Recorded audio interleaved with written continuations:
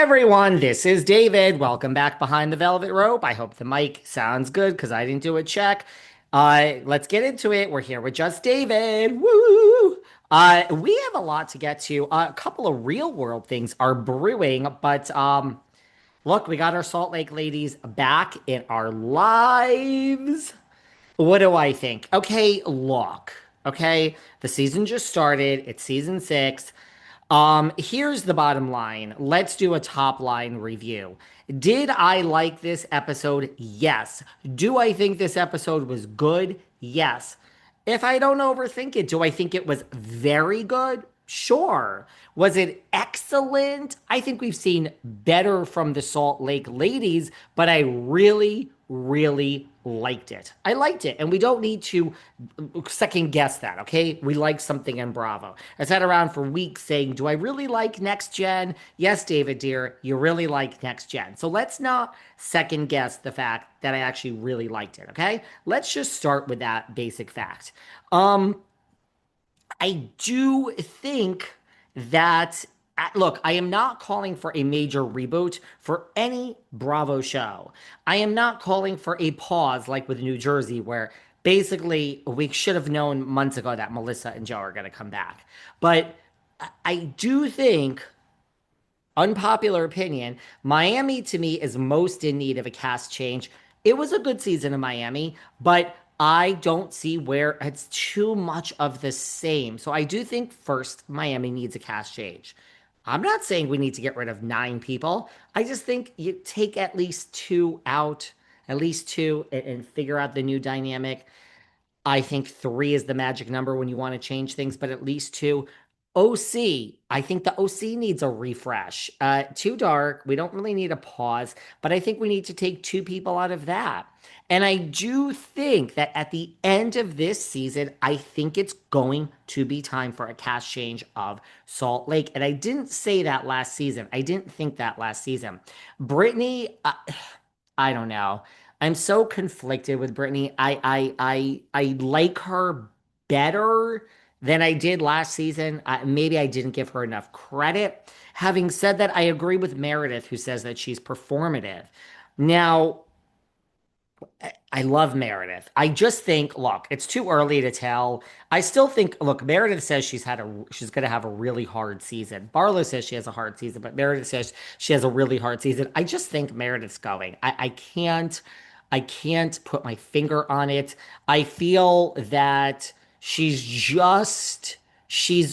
I love her. I really do. And she's possibly her and Barlow, okay? But I love my Mary too. And I love Angie K. I guess those are my favorite four. But I just think Meredith is kind of, I don't know about above it, but she just seems the most disassociated, disengaged, no pun intended, with this particular cast. And that's not even an insult. I just think maybe it's time for other things for Meredith. So I don't know. I think she's maybe the most likely to go.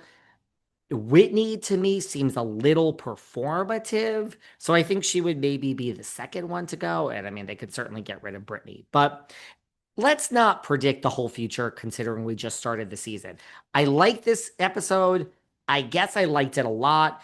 I just think maybe by the end of the season, if nothing happens, it's going to feel somewhat repetitive. But I did like it and I liked it a lot. Let's get into it, guys. Okay, so we have a dramatic opening. Our RHOSLC loves a dramatic opening. I mean, and we always do a flashback. It's just what they do.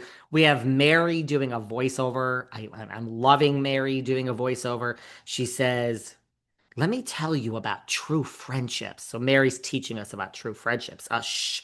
When Mary speaks, we must listen. And she says, it's this, it's that, it's great. You open up. I mean, you rise, you fail. But when a true friendship cracks, the trust is gone forever, and fear takes over. And then you have to rise up above the fear. Meanwhile, they're running around like they're in the fucking Blair Witch. So, I mean, a little gimmicky, but no more gimmicky than Giselle writing a fake letter to fucking the Grand Drunk in fucking jail.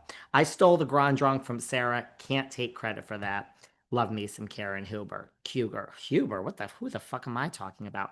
So there you go. I like it. I do think that it's really weird. Like I to me, Vicky Gunvalson is so out of touch with who she is. She's so self-righteous, and yet she's such a hypocrite because she does all these things.